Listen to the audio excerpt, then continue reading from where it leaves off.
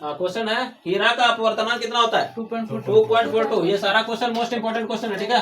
हीरा का अपवर्तनांक होता है 2.42। हीरा का अपवर्तनांक कितना होता है 2.42 होता है, ठीक है।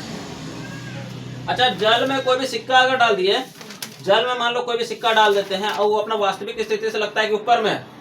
जैसे मान लो ये पानी है, इस पानी में से अगर हम सिक्का डाल देते हैं तो उसको लगेगा तुमको, क्या तुम देखना कि उसको लगेगा कि वो अपना वास्तविक स्थिति से थोड़ा सा ऊपर में उठ करके, देखे हो कभी डाल करके, तो कभी चेक करना लगेगा तुमको थोड़ा सा ऊपर उठा हुआ है। वो किसके कारण होता है, वो किस घटना के कारण होता है, परावर्तन, अपवर्तन, प्रकीर्णन या विक्षेपण। वो अपवर्तन के कारण होता है, प्रकाश का अपवर्तन के कारण होता है। प्रकाश का अपवर्तन के कारण ही वो जो सिक्का है वो पानी में नजर आता है कि उठा हुआ है, ठीक है। पानी में जो वो सिक्का लगता है कि मेरा उठा हुआ है, वो प्रकाश का अपवर्तन के कारण होता है, ठीक है। अपवर्तन के कारण होता है कि सिक्का आपको उठा हुआ नजर आता है, ठीक है। चलो, अच्छा, उत्तल लेंस की फोकस दूरी कैसी होती है, उत्तल लेंस की फोकस दूरी हमेशा कैसी होती है, अभी जस्ट बताए। उत्तल लेंस की फोकस दूरी हमेशा कैसी होती है, और अवतल की। प्रकाश के अपवर्तन के कितने नियम होते हैं, प्रकाश के अपवर्तन के कितने नियम होते हैं, दो। तो थोड़ा सा सोच समझ के बोलना, सब तो उल्टा पुल्टा नहीं बोलना। दो ही है ना, कंफर्म। चलो तब तो सही बोल रहे हो। अच्छा, प्रकाश का परावर्तन किसे कहते हैं, बता चुके हैं क्या, बताओ। किसी सतह के बाद किसी सतह से प्रकाश की किरणें टकरा कर वापस जाती है। Very good. मतलब कोई भी सतह रहता है, चमकीला सतह, उससे प्रकाश की किरणें अगर टकरा गई और टकरा के वापस लौट गई तो उसको क्या बोलते हैं हम लोग, प्रकाश का परावर्तन बोलते हैं, ठीक है। चलो, कोई एक लड़का आपको अच्छा से डेफिनेशन बता दो कि प्रकाश का परावर्तन क्या है। टकराने के बाद किसी सतह से प्रकाश का किरणें टकराकर वापस आने की घटना को प्रकाश का परावर्तन। वेरी गुड, बैठो बैठो। चलो, अच्छा, हमको बताना अब अवतल दर्पण के दो उपयोग कौन बताएगा, अवतल दर्पण का दो उपयोग कौन बताएगा, अवतल दर्पण का दो उपयोग बताओ। एक तो सोलर कुकर में है, बताए थे क्या, मोटर कार के हेडलाइट में, ठीक है, मोटर कार के हेडलाइट में। अच्छा, उत्तल दर्पण के दो उपयोग बताओ, उत्तल दर्पण का दो उपयोग जल्दी बताओ। अरे, गाड़ी का जो हेड ये रहता है मिरर, साइड मिरर, उसमें लगा हुआ रहता है हमारा क्या, उत्तल दर्पण लगा हुआ रहता है ना, जो हमको दूर तक दिखाई देता है। उत्तल दर्पण जो हमको दूर तक दिखाई देता है, ठीक है। जैसे मान लो कि उसमें लिखा हुआ रहता है, उस शीशे में कुछ लिखा हुआ रहता है, देखे हो कुछ, हाँ, थोड़ा सा लिखा हुआ रहता है ना, उसमें लिखा रहता है object in the mirror are closer than they appear. मतलब आपको इसमें जो भी चीज दिख रहा है वो आपके बहुत ही नजदीक है, ठीक है। आप ये नहीं सोचे हैं कि वो हमसे बहुत दूर है, इसीलिए उसमें उत्तल दर्पण लगाया जाता है, ठीक है। चलो, अगला क्वेश्चन। स्नेल का नियम बता चुके हैं, चलो ठीक।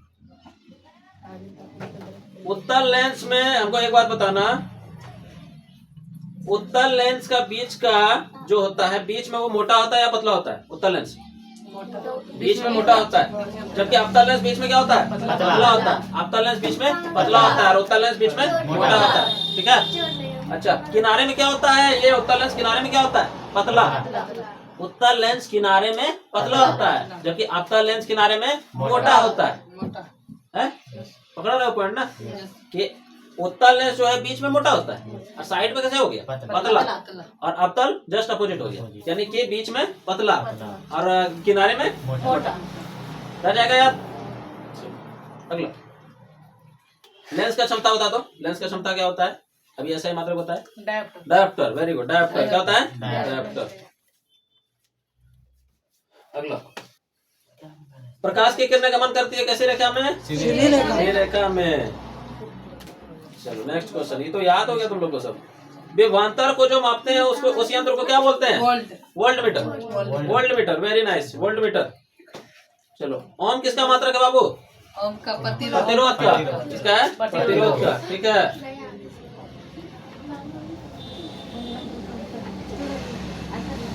1 किलोवाट प्रति घंटा, 1 किलोवाट प्रति घंटा में कितना जूल, 1 किलोवाट प्रति घंटा में कितना जूल, 10 पावर 3, 3.6 × 10⁻⁶ जूल।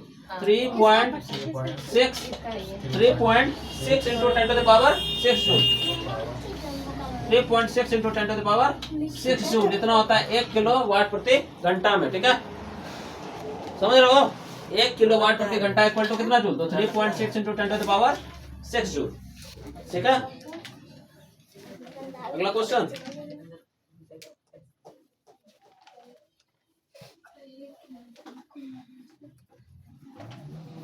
जूल प्रति कूलम को क्या बोलते हैं? जूल प्रति कूलम को क्या बोला जाता है? वाट। जूल प्रति कूलम को वाट। एक्सेलेंट एक्सेलेंट, बहुत अच्छा याद किया हुआ है। थोड़ा नहीं अच्छा एकदम याद रखने को दिक्कत नहीं। अच्छा, एक कूलम आवेश में कितने इलेक्ट्रॉनों के आवेशों का तुल्य होता है? एक कूलम आवेश कितने इलेक्ट्रॉन के आवेशों का तुल्य होता है? बता सकते हो कोई? बता सकता है कोई? 6 into 10 to the power 18 electron. ठीक है, कूलम किसका ऐसा मात्रक है?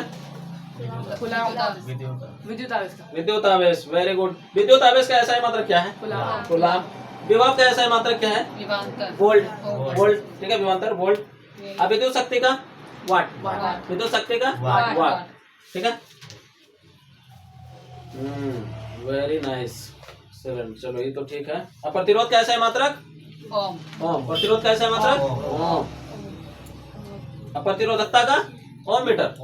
प्रतिरोधकता को विशिष्ट प्रतिरोध भी बोला जाता है। क्या बोला जाता है? विशिष्ट प्रतिरोध भी बोला जाता है प्रतिरोधकता को। और उसका क्या होता है ऐसे मात्रक?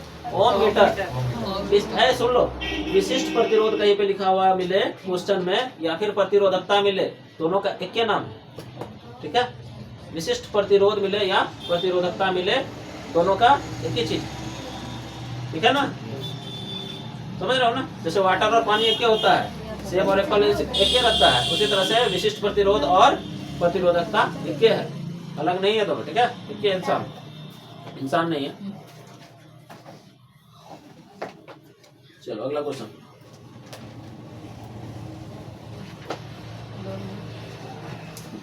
अच्छा, एक पार्श्व क्रम संयोजन में तुमको करना है, तो 1/r इक्वल टू, मान लो 3 प्रतिरोध दिए, तो क्या फॉर्मूला लगेगा?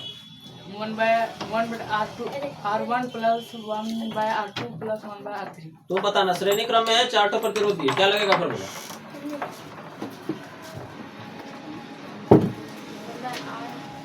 श्रेणी क्रम में,